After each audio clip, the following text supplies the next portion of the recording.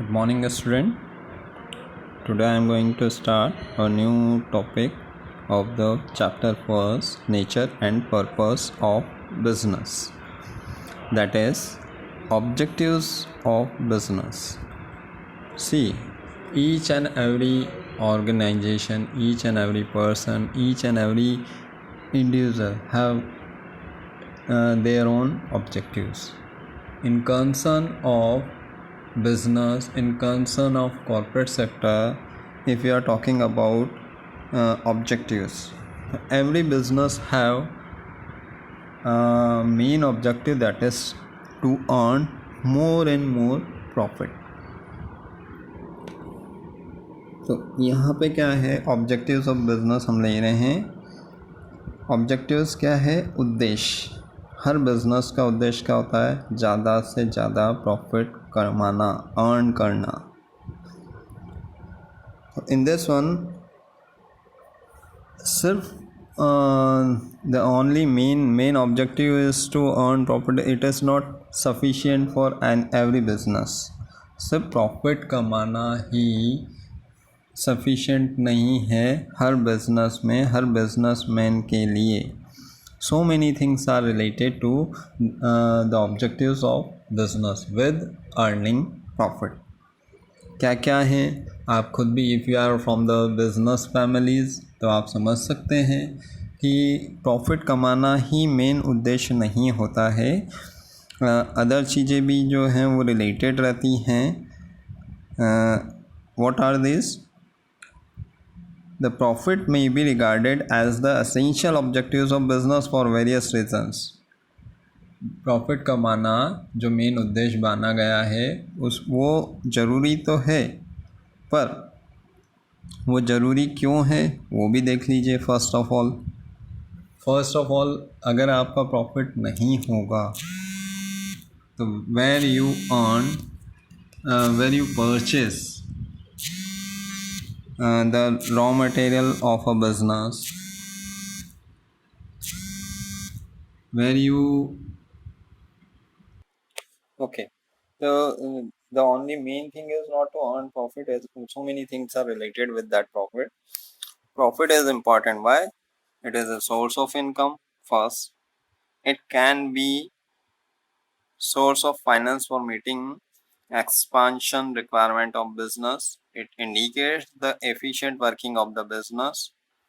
It can be taken as society's approval of the utility of the business, and it build up the reputation of the business enterprises.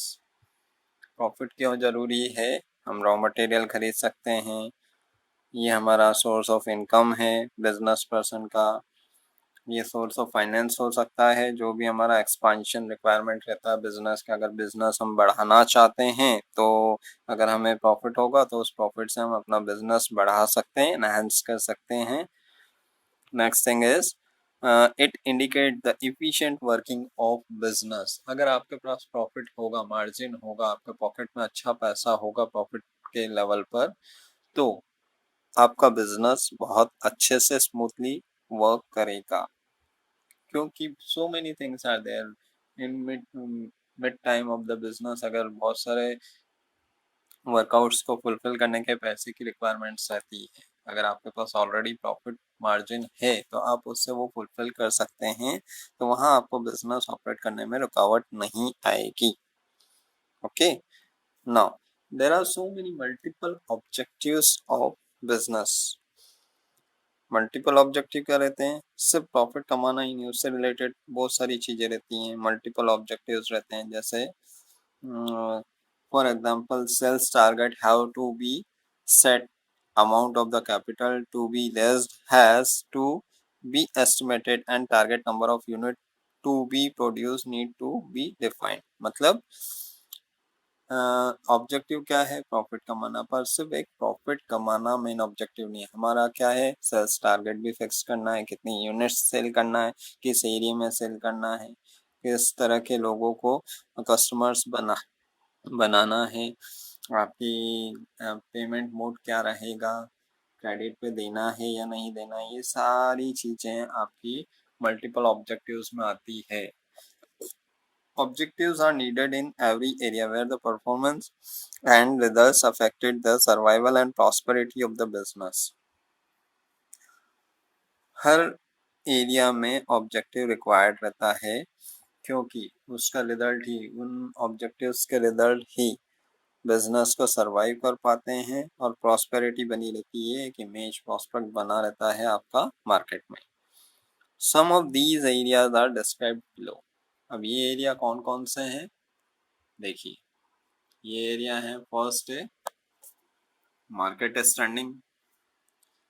अगर आपका objective fulfil हो रहा है, main तो आपका क्या है, मार्केट स्टैंडिंग। फर्स्ट ऑब्जेक्टिव आपका होना चाहिए मार्केट स्टैंडिंग। मार्केट स्टैंडिंग क्या होता है, आप मार्केट में बने रहेंगे लॉन्ग टाइम पीरियड तक। अब लॉन्ग टाइम पीरियड तक कैसे बने रहेंगे, उसके लिए आपको बेटर क्वालिटी ऑफ प्रोडक्ट देना होगा, चीप रेट पे देना होगा, ज़्यादा प्रॉफिट नहीं, मतलब ज़्यादा कॉस्टिंग नहीं चार्ज करना है किसी भी गुड्स की।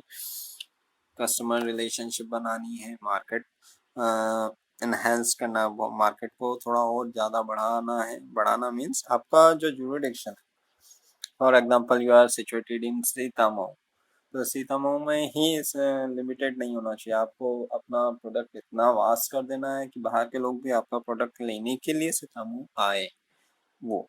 तो अब ऐसे में क्या होगा, जब नंबर ऑफ कस्टमर्स बढ़ेंगे, मार्केट स्टैंडिंग आपकी बनी रहेगी, लॉन्ग ईयर्स तक होगा, तो चाहे आप अभी प्रॉफिट कम अर्न कर रहे हैं लेकिन लॉन्ग टाइम तक का प्रॉफिट बना रहेगा, तो उससे क्या है, आपका प्रॉफिट मार्जिन बढ़ेगा। इनोवेशन नेक्स्ट आपका ऑब्जेक्टिव होना चाहिए, इनोवेशन। क्रिएटिविटी होना चाहिए, इनोवेशन का मतलब क्रिएटिविटी। आपके प्रोडक्ट में इनोवेटिव वे, क्रिएटिविटी होना चाहिए। ओके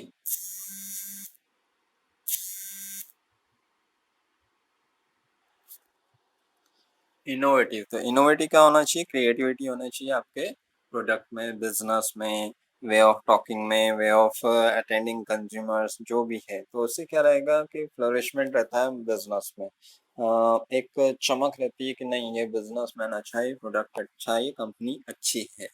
उसी से आप इम्प्रूव कर पाओगे अपने बिजनेस को।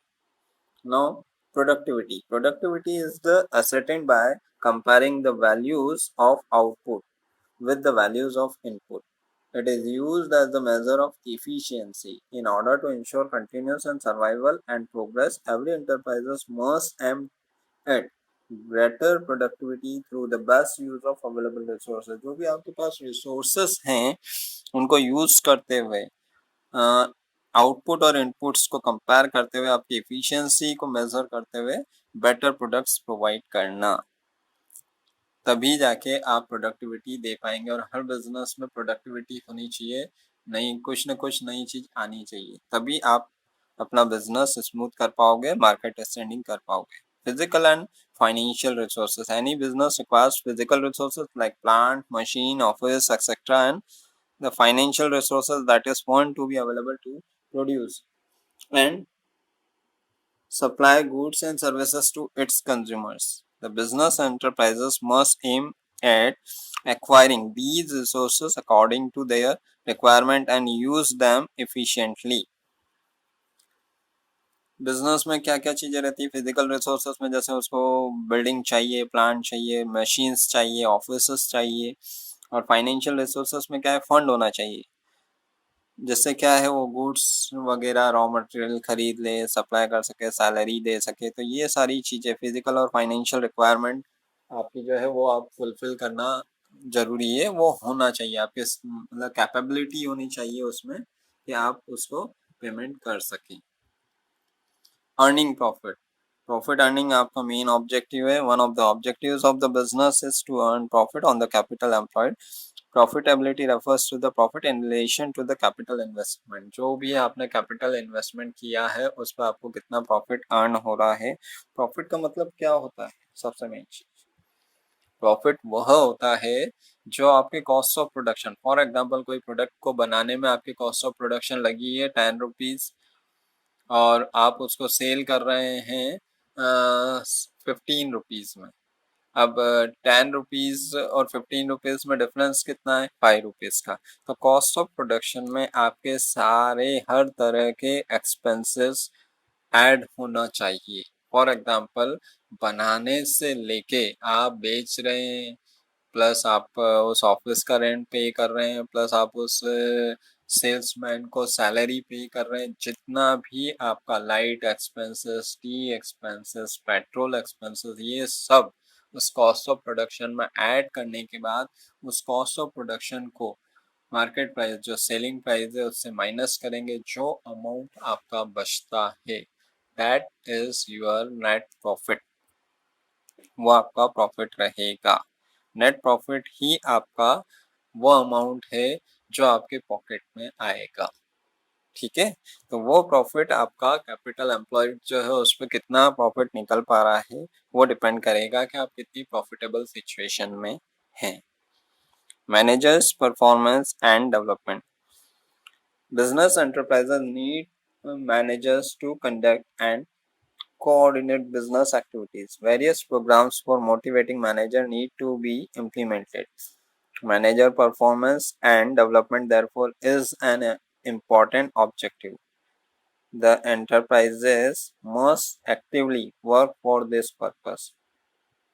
मैनेजर का परफॉर्मेंस ऐसा होना चाहिए ताकि वो डेवलप कर सके बिजनेस को, मार्केट को डेवलप कर सके, और उसको उसके मैनेजर के परफॉर्मेंस को इम्प्रूव करने के लिए आपको उसको ट्रेनिंग प्रोवाइड करना, कुछ मोटिवेशनल प्रोग्राम प्रोवाइड करना, इम्प्लीमेंट करवाना ट्रेनिंग, ये सब चीज़ें होनी चाहिए, तो आपका मैनेजर अच्छे से परफॉर्म कर पाएगा।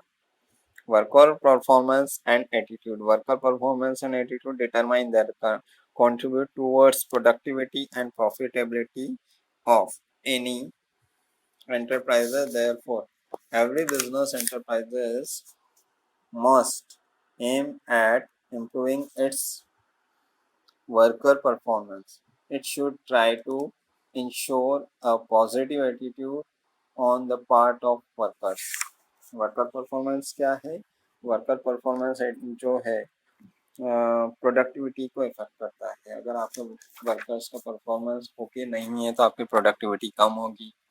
उनका एटीट्यूड अगर वर्क के अकॉर्डिंग पॉजिटिव नहीं है तो वहाँ आपकी प्रोडक्टिविटी पे इफेक्ट आएगा, और जहाँ प्रोडक्टिविटी कम होती है वहाँ प्रॉफिट कम होता है। तो आपको इस चीज़ पे थोड़ा सा वेटेज देना चाहिए।